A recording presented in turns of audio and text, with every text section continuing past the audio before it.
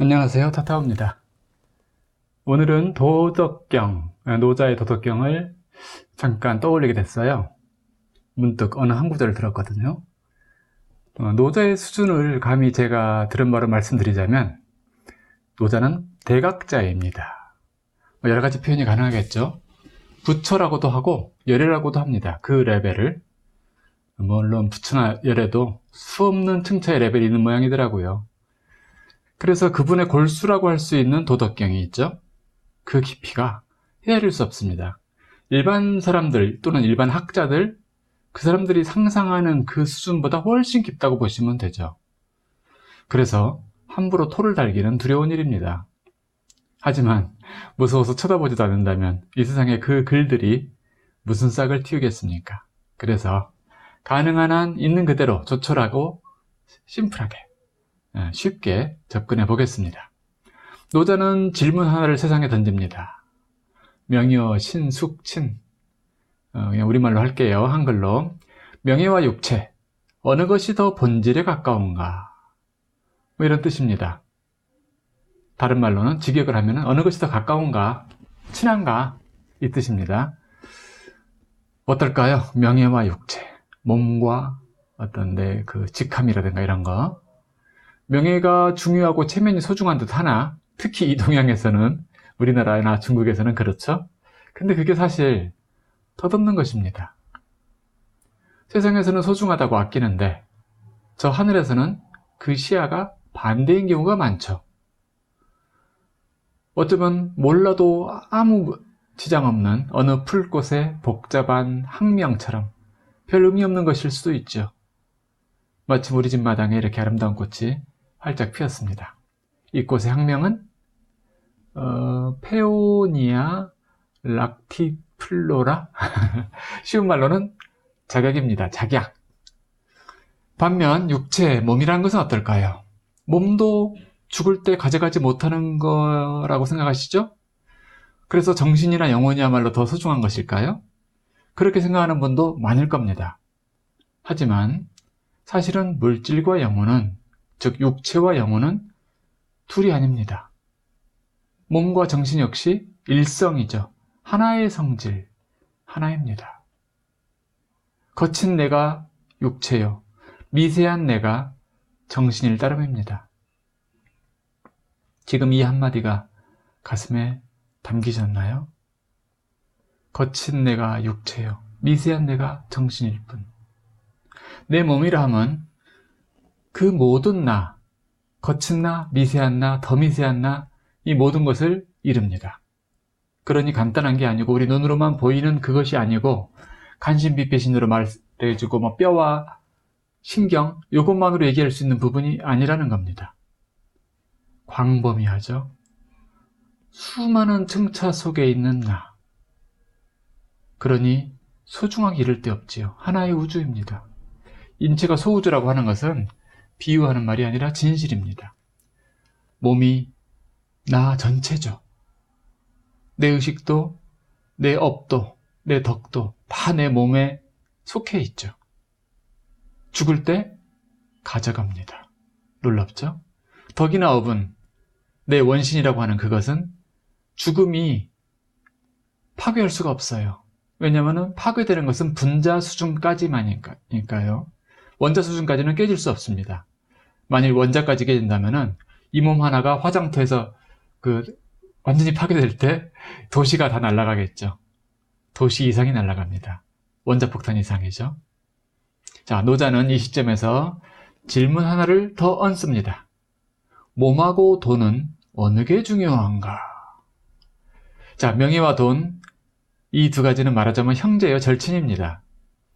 세상 사람들이 사랑하죠. 명리, 그걸 명리라고 해요. 부와 명예, 뭐 이렇게도 표현하죠. 부귀라고도 표현하죠. 아주 익숙한 단어 아닙니까? 세인들이 사랑하는 쌍두마차. 이 두 가지 다 아침 해가 솟아오르면 안개처럼 거치고 맙니다. 이슬처럼 마르고 거품처럼 쓰러지죠. 아침 해가 무엇입니까?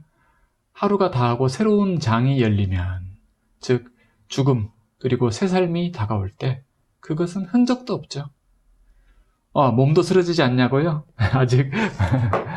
자, 일단 몸은 지고한 자기 본체를 담고 있는 소중한 거푸집입니다. 그것이 한여름밤의 꿈처럼 짧아 보일지라도 의미 없지는 않습니다.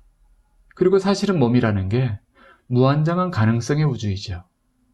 이 세상의 거친 분자 구조물일 때는 거칠다지만 우리가 심성제고나 수련, 연공을 통해 정묘하게 갖고 갈 수 있습니다.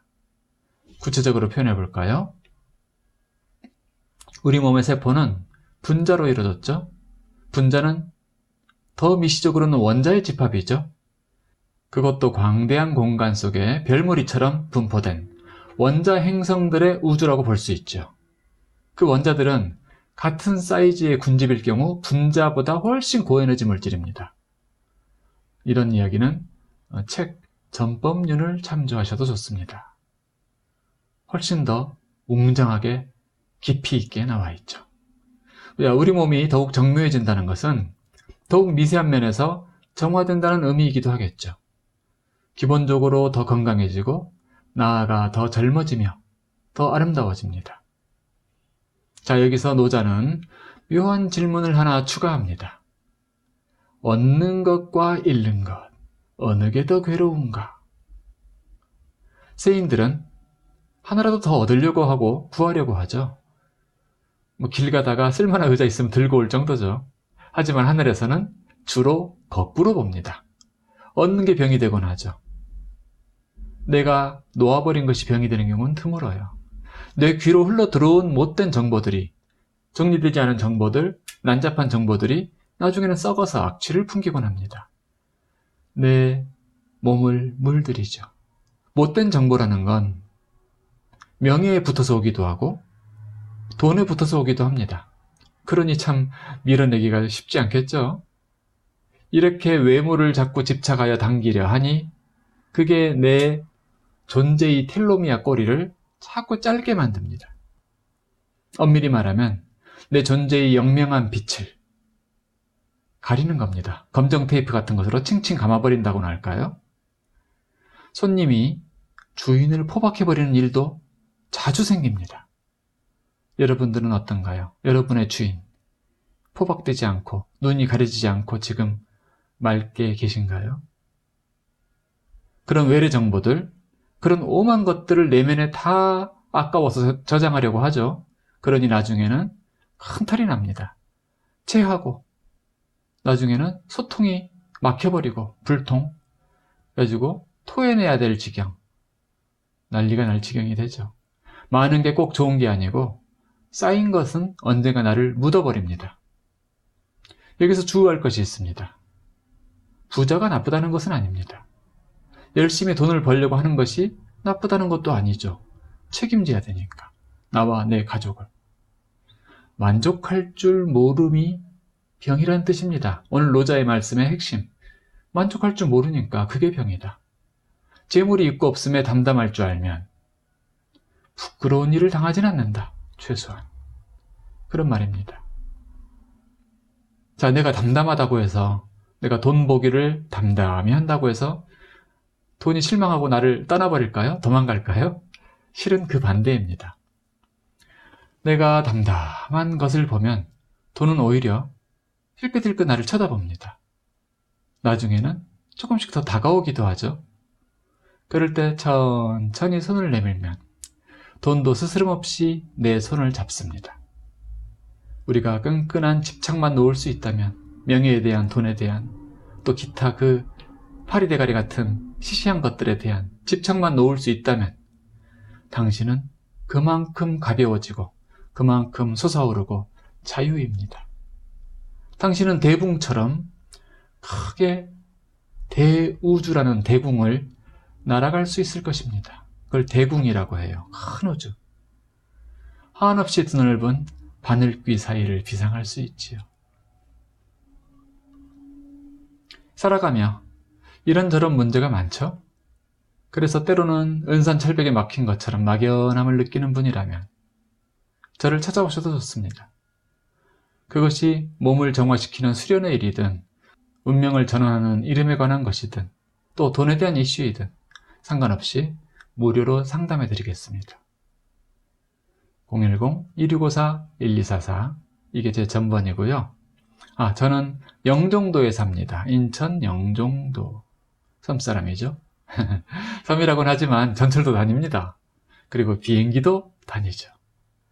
오늘 노자의 도덕경 44장을 살피면서 이런 이야기까지 나왔네요. 혹시 아나요? 그것이 또 인생에 아주 의미 있는 실다운 인연으로 맺어질지.